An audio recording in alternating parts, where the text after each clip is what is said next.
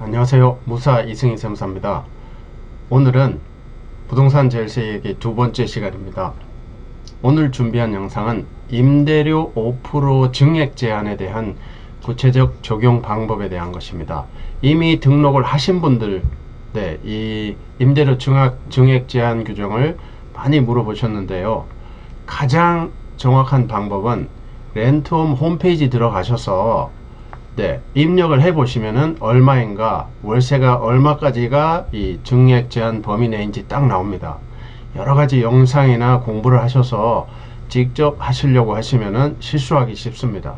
반드시 렌트홈 홈페이지 들어가셔서 입력을 해 보시고 그 금액 범위 내에서 갱신을 하시는 게 좋겠습니다.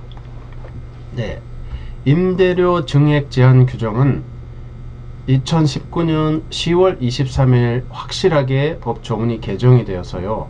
2019년 10월 23일 이전과 이후가 방법이 달라집니다. 표를 한번 올려서 보겠습니다. 임대료 보증금 5% 증액 제한 적용 사례입니다. 구체적 적용 사례. 2019년 10월 23일까지 개정 전은 사례 내용을 한번 보십시오. 2018년 10월 30일 전세 3억 계약했습니다. 그리고 1년 뒤에 2019년 10월 20일 날 임대사업자 등록을 했어요. 그리고 2020년 10월 30일에 임대차 갱신을 했습니다. 그러면 과거에는 이 갱신치 임대료를 기준으로 봤습니다. 갱신 계약이 기준이 되는 거죠. 갱신 기준입니다. 그리고 나서 그 다음에 2022년에 2년 후에 임대차 계약을 재갱신을 하면은 그때부터 5% 증액 제한 규정을 따지겠다 이런 거죠. 갱신 기준이 그런 겁니다. 갱신할 때가 기준이 돼서 100%로 보는 거죠. 그 다음 계약에서 105%가 되는지 이렇게 보겠다는 겁니다. 여지가 있었죠. 이랬던 규정이 2019년 10월 23일 개정되면서 2019년 10월 24일부터는 이렇게 바뀌었습니다. 똑같은 사례를 가지고 왔는데요. 2019년 10월 30일 날 똑같이 임대사업자 등록을 했습니다. 등록을 하면은 이 등록이 바로 기준 계약이 되어버립니다. 등록 기준이 되는 거죠.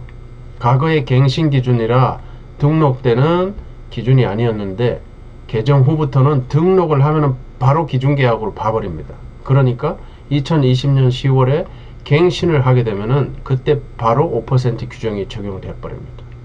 그리고 2020년 때 재갱신을 하면 당연히 또 5% 규정이 적용되고 이렇게 바뀌었습니다. 간단하게 기억해 주실 것은 과거에는 갱신 기준이었다. 갱신이 기준 시점이었다. 이러다가 이제는 등록을 하는 순간이 기준이 된다. 내가 임대사업자 등록을 할 때가 기준이 되는 겁니다. 등록을 할 때 가지고 있던 계약이 기준 계약이 되니까 그 계약이 갱신이 되면은 그때부터 바로 5% 규정이 적용되는 겁니다.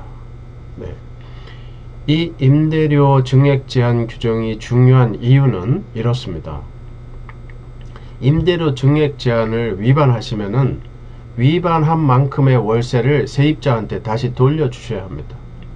그리고 규정을 위반했기 때문에 한 채당 임대주택 한 채당 최대 3천만 원까지 과태료를 맞을 수가 있습니다. 그러므로 이미 등록하신 분들은 갱신할 때 반드시 렌트홈 홈페이지에 들어가셔서 월세 상한 5% 상한을 따져보고 갱신을 하셔야 되겠습니다. 그리고 과거에 임대차 계약을 하신 분들 중에 5% 증액 제한 이 부분에 대해서 많이 물어보신 분들이 계신데요. 이제 경과 규정 한시적으로 과태료를 매기지 않는 규정이 다 시한이 지났기 때문에 이제부터는 5% 증액 제한 규정이 적용이 됩니다. 이 점 각별히 유의하셨으면 좋겠습니다.